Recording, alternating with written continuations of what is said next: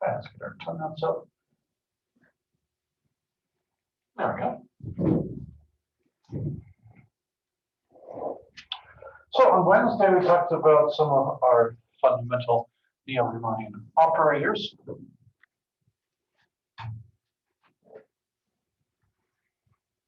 Most things based on our three unary operators, which were parallel, good. Relative, yes. Live on vessel. And the light on the vessel. Indeed.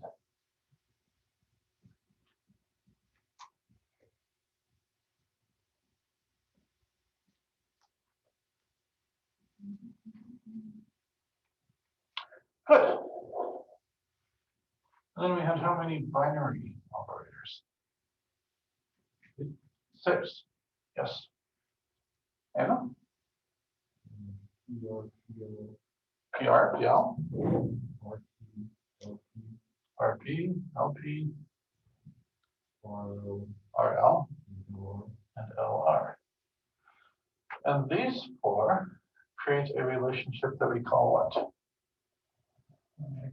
Chromatic medians. Yes.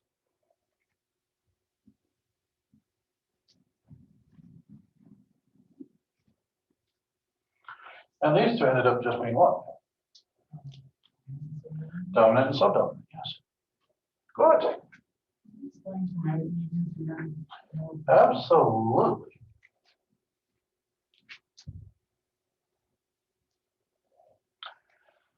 So let's start by comparing chromatic medians to our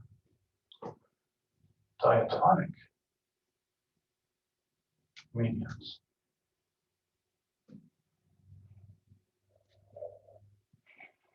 Just comparison of medians here. Let's go to, what do you see in these arrays? C, E, and G. Now C major, our tonic, what are my 2 medians? The median above and the median below.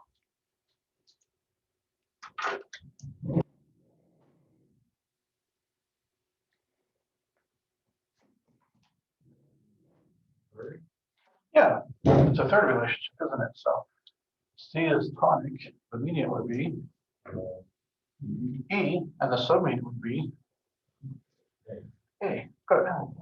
Oh, I feel like before point. Tonic.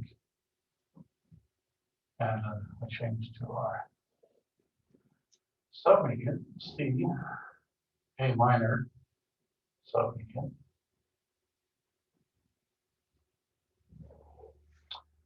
And our medians. G. Yes.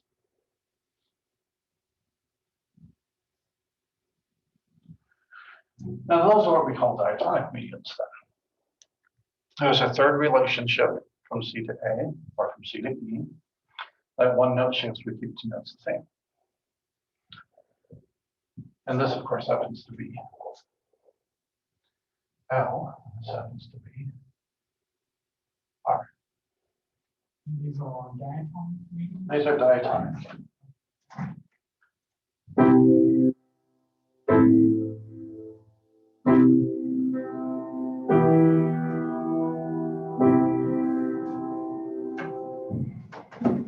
Okay, good. We're going to now go to your chromatic medians that you asked about.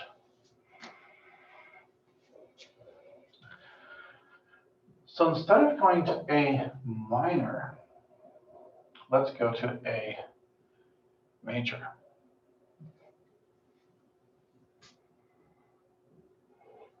Or instead of going to E minor, we'll go to E major. So this would be our a chromatic submedian. This would be chromatic median. All right, what changes when I go to A major instead of A minor? The C goes to C sharp. I've had a chromatic shift occur. Right there. Chromatic. And then I keep my E and then I move to A, like so. And so there's been that chromatic shift there. It's mediant, but there's been a chromatic note added to it. Here's our normal submediant relationship and the chromatic submediant. Normal mediant, submediant, chromatic.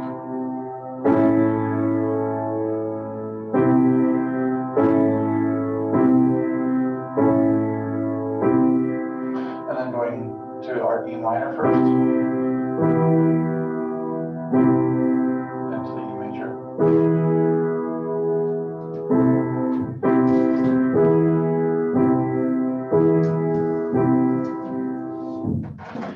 Cool sound. Used a lot, like I said, in film music. So in this case, our G goes chromatically to G sharp. And then we have that, we have that. I don't think that that's sounding like E Dorian or something. Depends on what you're melodically writing, doesn't it? All right, what operation takes me from C major to A major? Relative, followed by parallel. Good.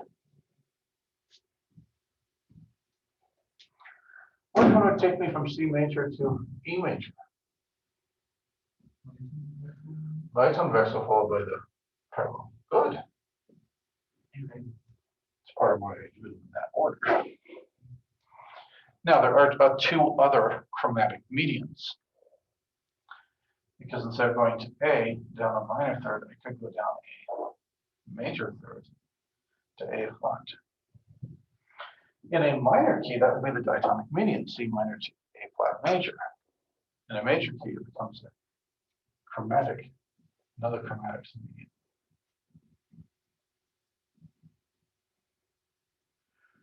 And then going not to E minor, but to E flat major.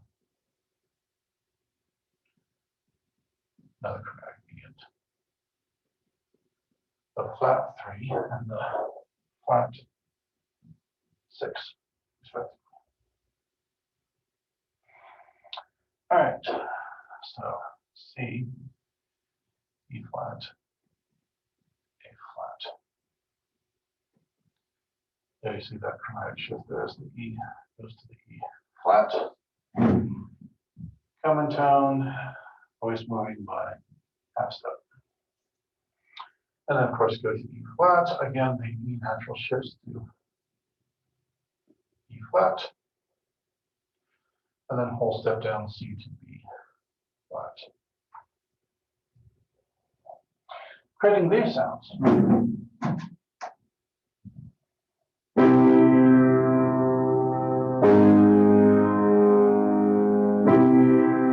It's the flat 6, A flat. Back. The flat 3.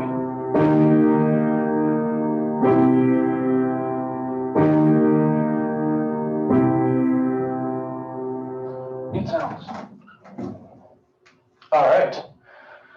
This one I didn't lay out as easily as the others. So now it's going to be how do I get from here to here? How do I get from here to here? And I'll give you a hint. I told you that this was the diatonic submediant, not in major, but in minor. So what's the first operation I'm going to do? To go from C major to C minor. Other one. C major to C minor. Fill in with the glass. And maybe I didn't quite hear you. Parallel? Parallel, yes. I hate the fan on this thing. It means consonants. I was like, I had no idea. I thought you said relative, Oh, but then I realized, wait a second. Vowels, he might have said parallel. I couldn't hear the fan with the mask as well. Oh, it'd be nice when we get I'll get vaccinated up in the next normal one. All right, so this is gonna be P something, and a P something. I don't know. All right, so to go from C minor to E flat major is which relationship? Relative.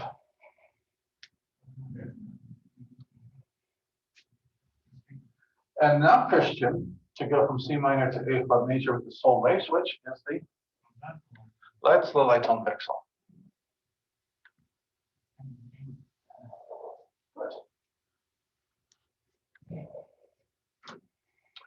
There's one more category. Follow the pattern out. We went to A and E minor, A and E major, A flat and E flat major.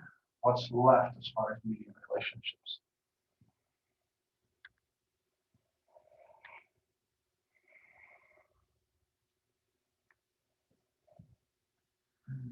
There are two chords left that are related to C major via some type of a mediant. E flat minor, good. And A flat minor.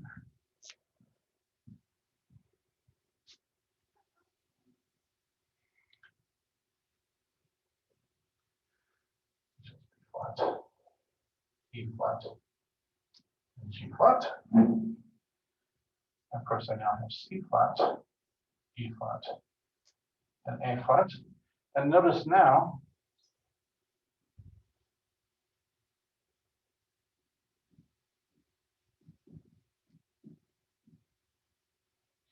I have two notes that are shifting chromatically. Oops, I sort of the wrong one. There's C. And now, E and the G.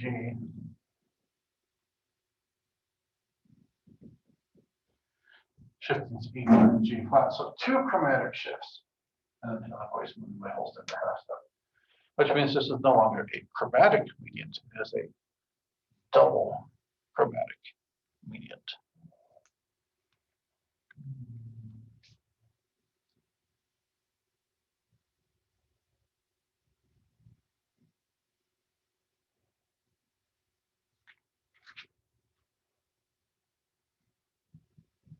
Double chromatic. Yeah. Will this make it a turnaround later? Ah, yes, it would. Absolutely, cool. He jumped ahead of me. No, it's good though. It's really good. Because it points out that we can have ternary operators on the tone nets. Because to go to A flat major is a PL, so if I'm going to A flat minor, it's a PL followed by A. Yeah. To go to A flat major to A flat minor is an R. It's another parallel. Oh, PLP.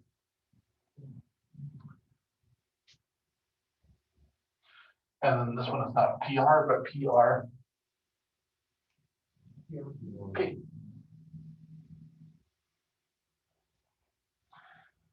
These sound as follows.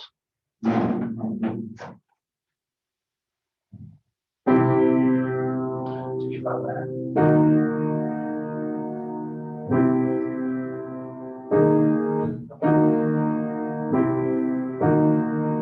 To A flat minor.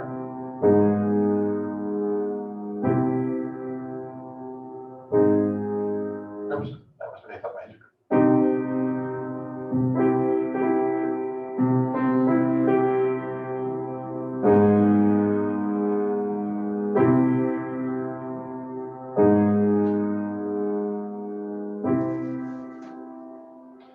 Neat sounds, right? Yeah. These were, which is why I was so thrilled when he asked that question. These are two of the four chord relationships I kind of wanted to talk about today. So I get double chromatic medians. All right, how about if I go from minor? Let's talk about the flip side of this, dualistic. Do your thing. I'm just curious. So we have that super cool flat, major flat six, major flat seven, one for progression. Yes. Is that related in any way? 'Cause obviously the major flat six is up there, but I think the major flat seven is up there. Potato.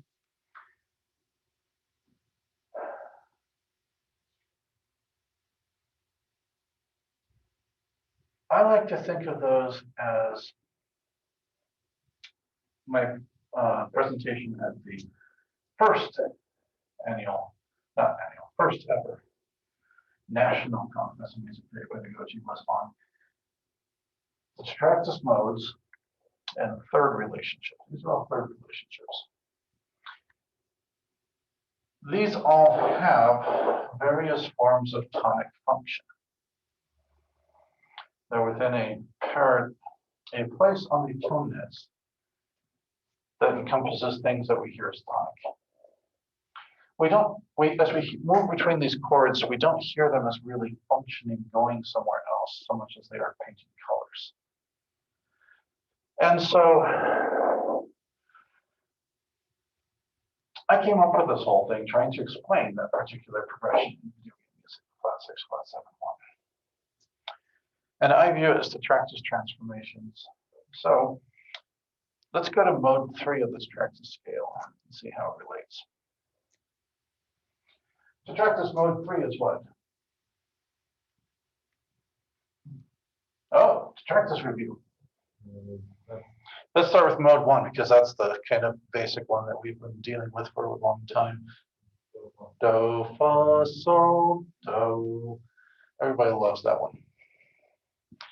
The jazz version is mode 2, right? 251 is re, sol, do, do, re, sol, do. I should write this on the board for the person who's new to Tetractys. And then the last one would be the flat A. The idea here, please, is that we've constructed the fourth or the fifth above the do and the fifth below the do and put them in order. And turn this into a scale, which represents like bass lines.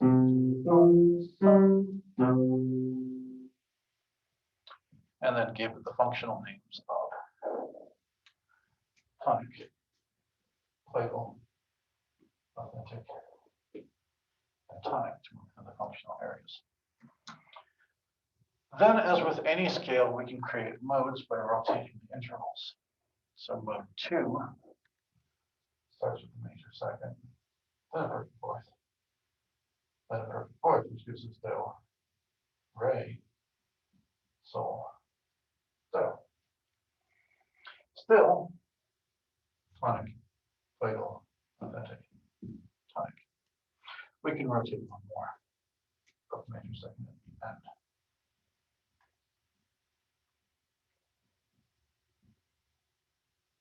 So that's when it changes.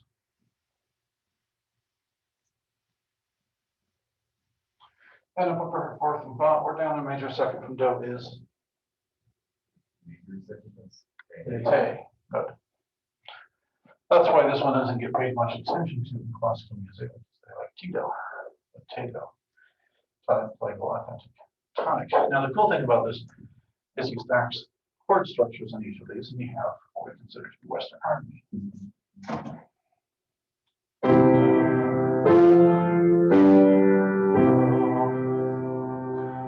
Or I'm going to stack seventh chords on them when we got jazz.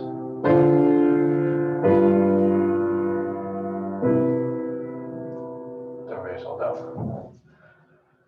And then the last one, of course, being do, fa, te, do. And I created variable fifths all over the place by doing that, but who cares? We're post common practice. Now,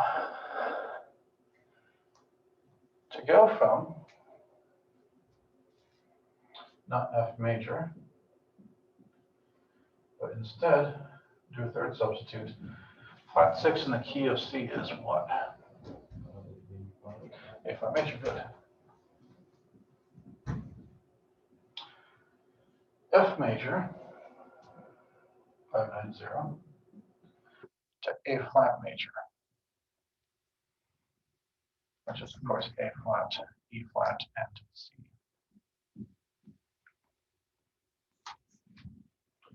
Go this way first, and this way.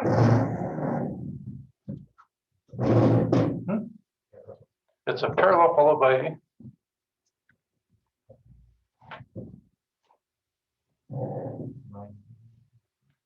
Horizontal is the other one. Relative. So that's a PR relationship.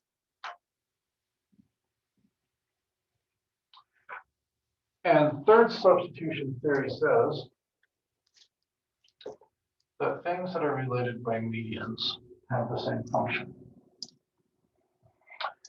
And so the A flat then acting as a color substitute, giving it a Plagal function, and there's tonic Plagal authentic tonic.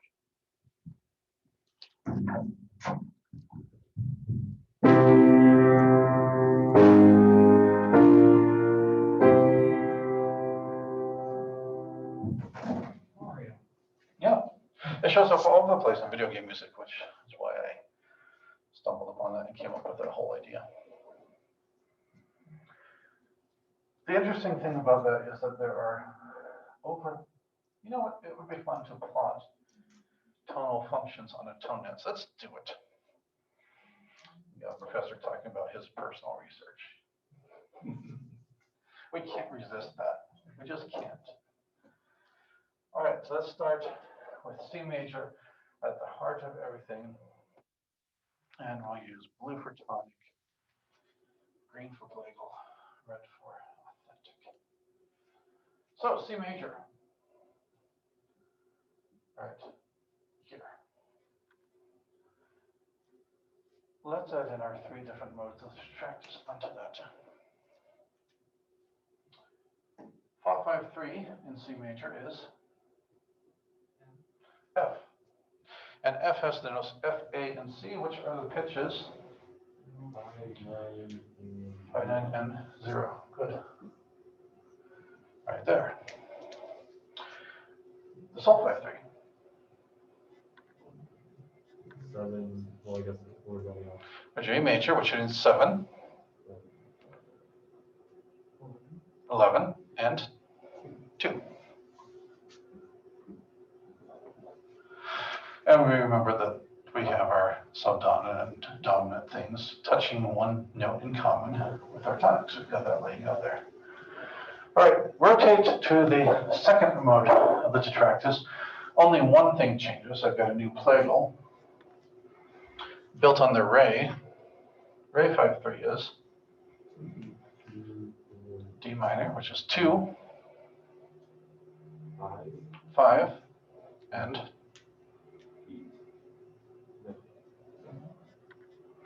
D, F, A, 9. Good. Let's just put it right here. Okay. Third mode of the Trajaxa scale has the Te. Te 5/3 has which notes? 10. 10. And then It would be Fa. And Fa and Re would be D and F, respectively. 10, 2, 5, and 5. Good.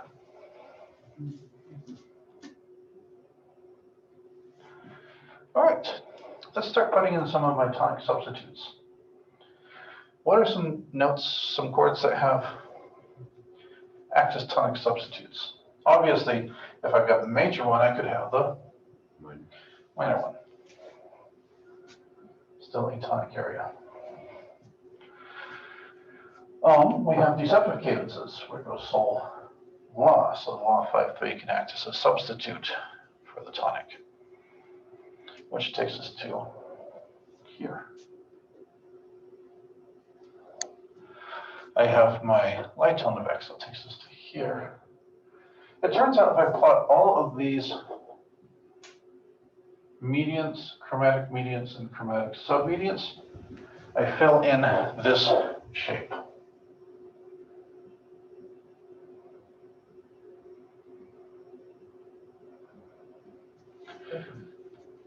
And yeah, the detractors makes it Tetris piece. I love that. Now, if I fill in things like the Neapolitan chord, oh, love it. Neapolitan in the key of C would be what? Built on Ra. 1. 1 for the D flat. Uh, 5. And then the A flat would be 8. 8. Here's my Neapolitan right down here. And it turns out if I take the major and the minor subdominant and I go with its third relationships,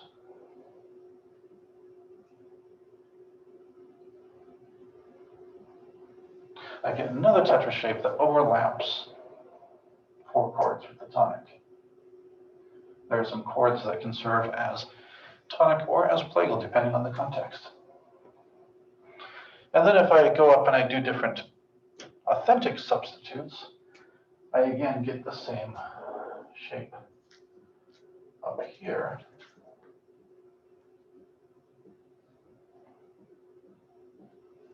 With again, some areas of overlap. Specifically, that E minor chord, if it's set up as an E5-3, I tend to hear it as tonic. If I set it up as a G6-3, I'm actually going to hear it as authentic. Let's do it up here. Shift. And then we go to do, sol, do.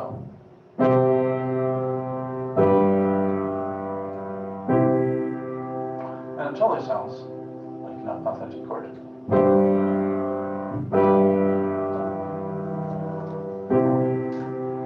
Russian music uses that one as a cadential gesture, a sol 6-3 going to do 5-3. Yeah, and so my theory then is that if we use our detractus mode to lock in the center of the functional areas, and then use third substitutes as functional substitutes for everything, we can see very clearly the relationship tonic, plagal, authentic, and tonic. And remembering that the tone nets is actually a circle.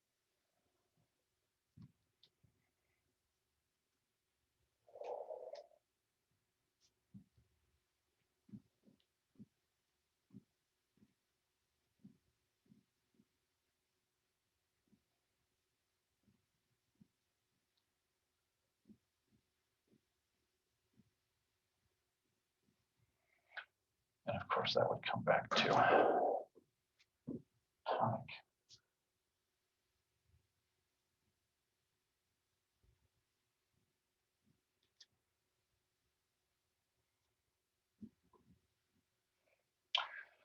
And so, for example, a do,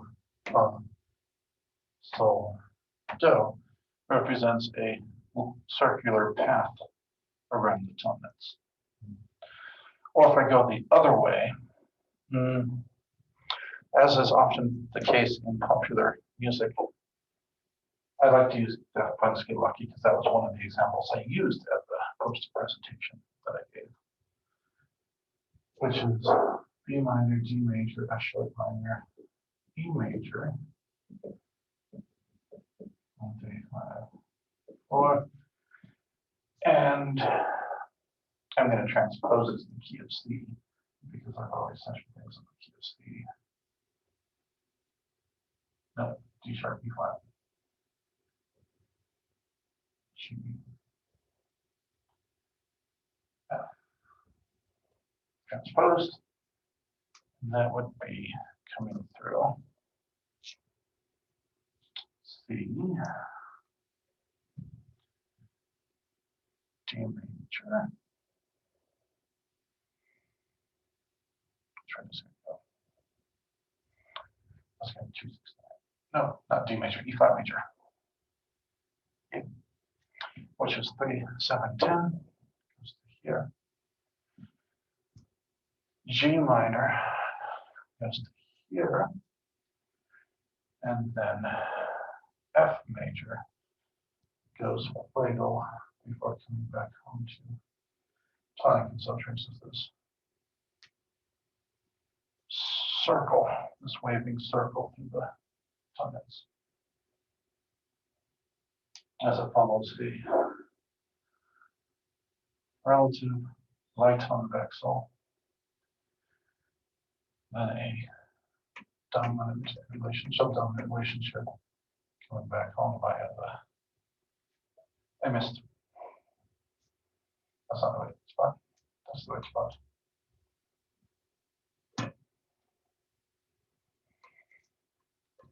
There's the circle going through tonic. A shading thing that transitions us from the tonic into the authentic area, clearly authentic chord going to clearly Plagal chord before coming back up to the tonic. That's what my brain does when I wake up at 6:30 in the morning at Christmas break. Is I come on like this. So that was a digression, but hopefully an enlightening one. And it's an interesting, I think it's interesting because what the tone nets lets us do is it lets us visualize the paths that musical progressions take. And that gives us a, I think, more intuitive, clearer understanding of them than abstracting them down into numbers sometimes. So, money in theory.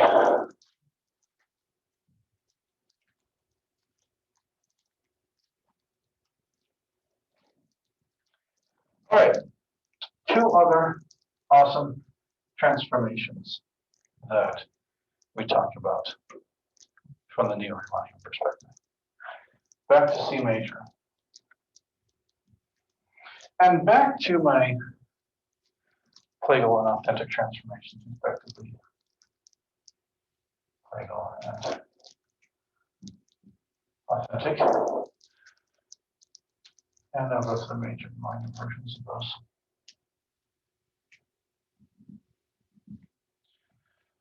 And you notice that when I do so,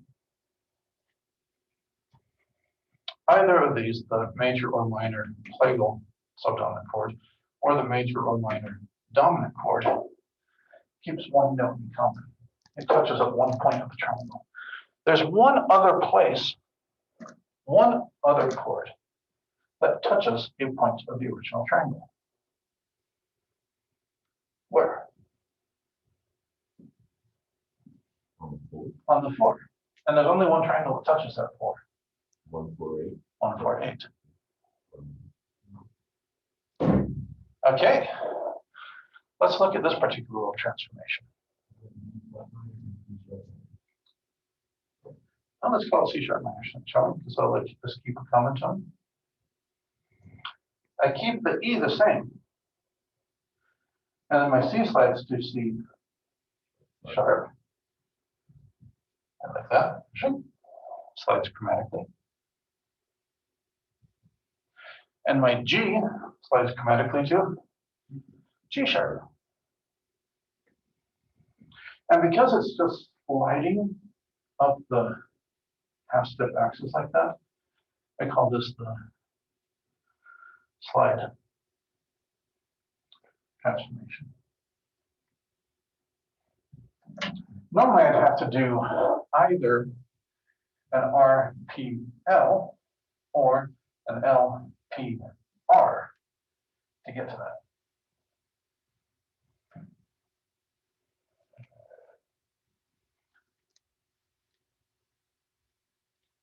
Which interestingly end up landing in the same spot. But it happens often enough, and it's significant enough that we give it its own name. Sounds like this.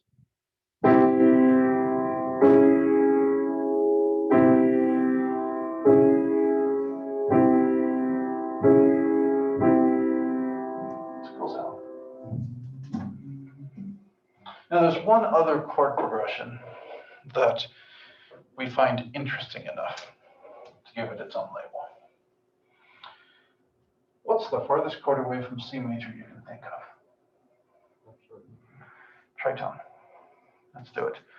What are the notes on an F sharp major? F sharp, A sharp, and E sharp. Mhm. E sharp.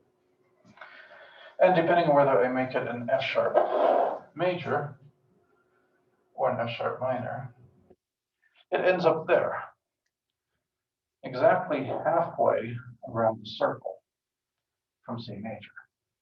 If you think of it as a globe, C major is at one pole, F sharp major is at the other pole.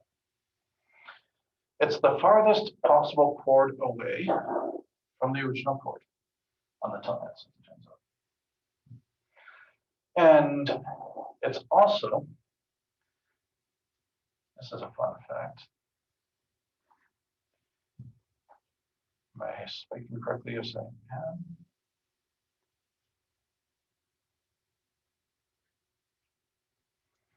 No, because that's the, is there a hole?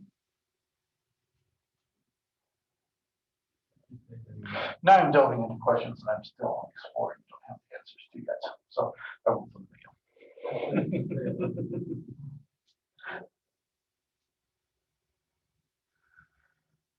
What's the smoothest possible voice leading to go from C to F sharp? Let's try C to C sharp. Use an F sharp, I like that so far. But then my G has to go to A sharp, which creates a what? How far is it from G to A sharp? Augmented second, not a good voice.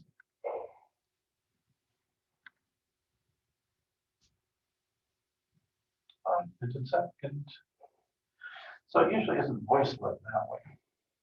Let's make room to come over here with the more usual voice lead. And instead we'll go. So if my G doesn't go to A sharp well, and G doesn't go to C sharp well, G does go to F sharp very well. So transpose my G to my F sharp this voice lead. All right. Then the E would have to come down to C sharp. When I third, that works. The C would have then come down to A sharp. Uh-oh. See, the A sharp is what interval.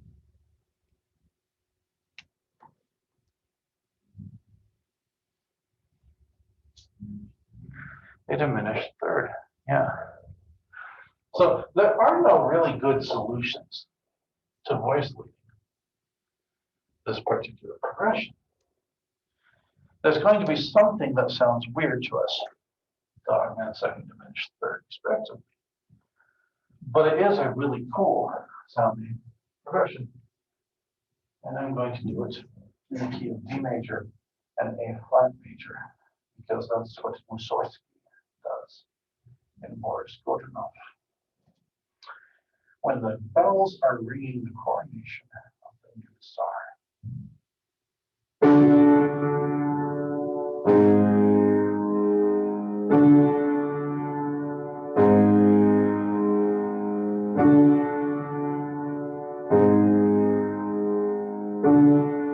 Let's move it up this time.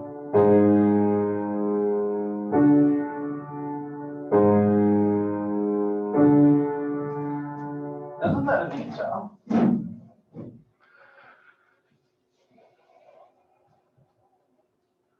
I call this one that tritone relationship I refer to it as a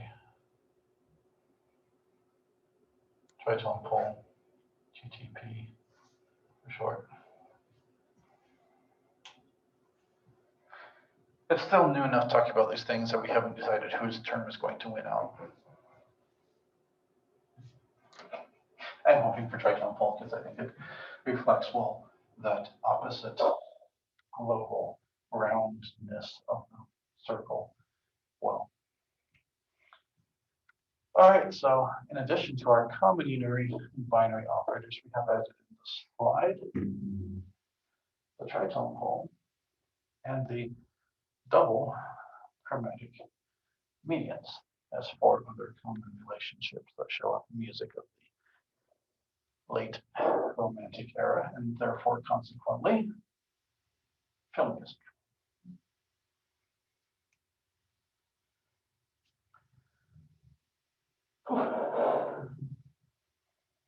What questions do you have floating around at the moment? Or would you just like to hear some more cool chord progressions from pieces of music that forward? Maybe I'll play some progressions while you think of questions and digest things. Here is a harmonic progression from Philip Glass's opera Sacra. Philip Glass has been writing in the last half of the century, so he's relatively recent on this. We'll talk about him later. We'll talk about minimalism. I should write the chord progressions for now. So you're saying that it's really difficult to get from C major to F sharp major. I'm sure it was just a simple song on five and finding out, but I'm guessing it's a passing tone from the C to the E. That'd be a good filling in, wouldn't it? A voice leading pattern, just fill in and fill it out. I didn't know if it was like minimized. Well, let's see what would happen if we did that. I'm just visualizing on the board because it takes to go from here to here. 1, 2, 3, 4 going that way. P, R, P, R. Going this way. R, P, R, P. It's 4 either way. 4 chains are interesting. Quaternary operators. But to smooth that out with a voice lead, so go down to the C to the B, we would need one of the intermediary chords to make that happen.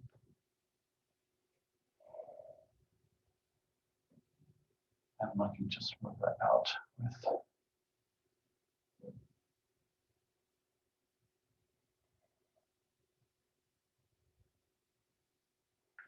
I can make it happen really smoothly with the slide transformation. That would be super smooth. Slide. Oops. Ooh. Let's see if I can do that right without forgetting to change the bass notes. That didn't help. Because now that one's a really easy one to move up to. The tritone. That works very well.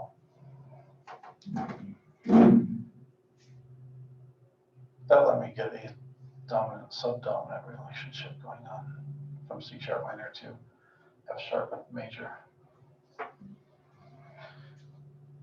Yeah, so we can smooth things out. Chord progressions.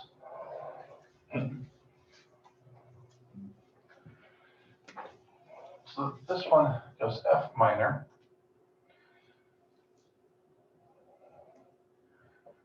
Then D flat major. Back to F minor. And it goes to E major. G sharp minor. E major.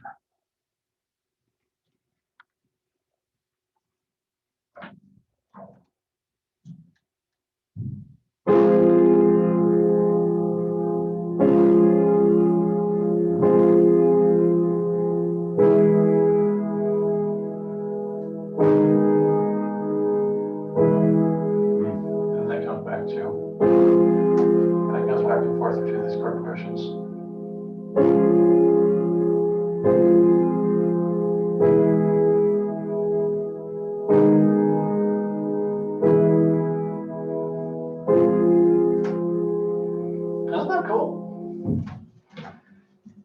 I hear elements of 1989 Batman, Danny Elfman in that. Yeah.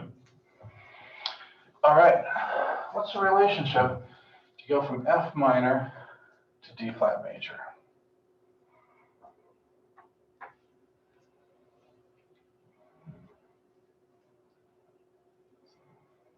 Which note changed?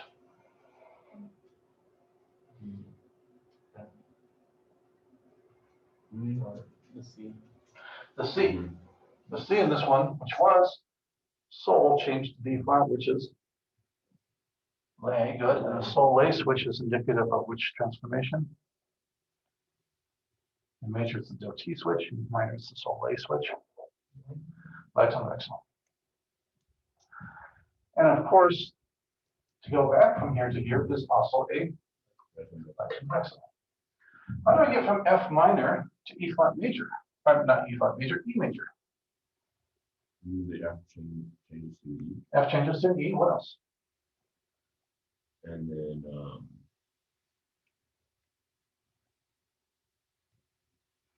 It might help to draw this A. one. Maybe we'll visualize it better if we can draw it on the board, shall we? the A goes to the D. How would I draw F minor? Where are the pitches, pitch class numbers? 5, 5, 8, 8 for the A flat, and 0. and 0 for the C, Yeah. yes. Yeah. So we're looking at 5, 8, and 0. Now let's draw our E major. E is 4, 4, G sharp is 8, 8, and B is 11. 11. 4 to be 11. So we just move the C then. And the E, and the F. So both of those move by half step. Which transformation was this one? Oh, that was it goes across the slide one. The slide. Sometimes it's just abbreviated just S. And then E to G sharp is another light tone vexel.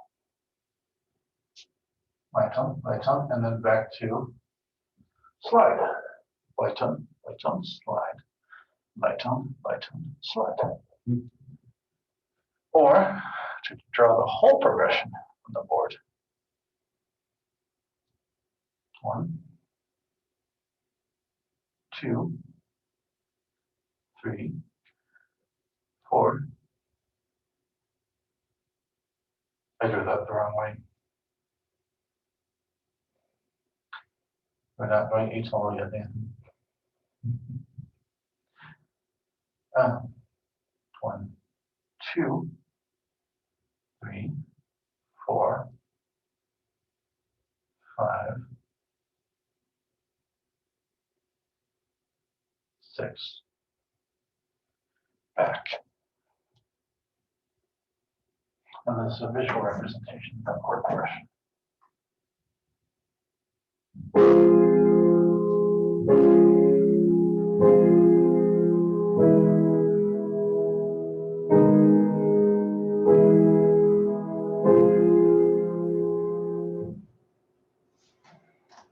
Smooth sound. Now I'm going to do one that has all sorts of interesting things. It's going to be a PLR, PLR, PL, PL, LR, PL, slide, L, PL. Lots of different transformations. But chord progression is what I want to hear because it's cool. It's the Hymn to Saint Cecilia by Burton.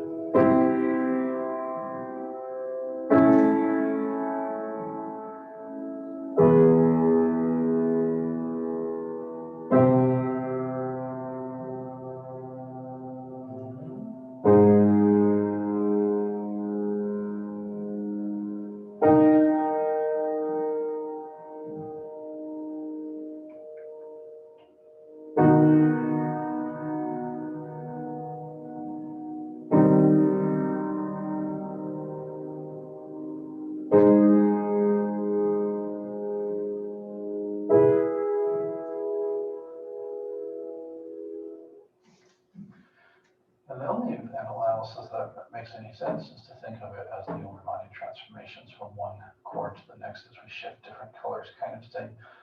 mostly within the same function as we smoothly shift through things instead of doing the functional progressions.